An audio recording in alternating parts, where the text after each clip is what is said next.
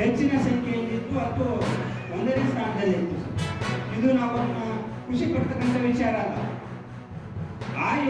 ಆ ಒಂದು ಅಡಿಯಲ್ಲಿ ಜಿಲ್ಲಾಡಳಿತ ಈ ಒಂದು ಮಹಿಳೆಯರು ಮತ್ತು ಮಕ್ಕಳ ಮೇಲೆ ದೌರ್ಜನ್ಯವನ್ನ ಆದಷ್ಟು ತಡೆಗಟ್ಟಬೇಕು. ಅದರ ಪ್ರಕರಣಗಳ ಸಂಖ್ಯೆ ನಮ್ಮಲ್ಲಿ ಕಡಿಮೆಯಾಗಬೇಕು. ನಾವು ಒಳ್ಳೆಯ ಸುಸಂಸ್ಕೃತ ಅಥವಾ ವ್ಯವಸ್ಥಿತ ಸಮಾಜವನ್ನು ನಿರ್ಮಾಣ ಮಾಡಬೇಕು ಅನ್ನೋ ಉದ್ದೇಶದಲ್ಲಿ ನಮ್ಮ ಜಿಲ್ಲಾಡಳಿತ ಮಿಷನ್ ಸುರಕ್ಷಾ ಅಂತಕ್ಕಂಥದ್ದನ್ನ ಈ ಒಂದು ಕಾರ್ಯಕ್ರಮವನ್ನು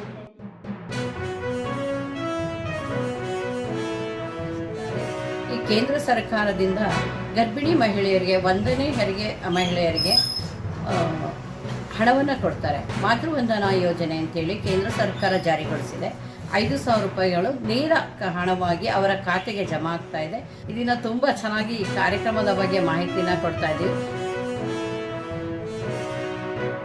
ಅಕ್ಕಿ, ಗೋಧಿ, ಬೆಲ್ಲ, ಹೆಸರುಕಾಳು, ತೊಗರಿಬೇಳೆ ಇವನ್ನೆಲ್ಲ ಪಡ್ಕೊಂಡಿದ್ದೀನಿ. ಅದು ಪಡ್ಕೊಳ್ಳೋದ್ರಿಂದ ನಮಗೆ ಆರೋಗ್ಯಕ್ಕೆ ತುಂಬ ಒಳ್ಳೆಯದಾಗಿರ್ತದೆ. ಅದರಿಂದ ಯೋಜನೆಗಳೇನಿದೆ ಅಂದರೆ ಮಾತೃವಂದನಾ ಯೋಜನೆ ಇದೆ, ಮಾತೃಪೂರ್ಣ ಯೋಜನೆ ಇದೆ. ಇಂತಹ ಹಲವಾರು ಯೋಜನೆಗಳನ್ನು ಮಾಡಿಕೊಟ್ಟಂತಹ ನಮ್ಮ ಕೇಂದ್ರ ಮತ್ತು ರಾಜ್ಯ ಸರ್ಕಾರಕ್ಕೆ ಧನ್ಯವಾದಗಳನ್ನು ಹೇಳ್ತೀನಿ.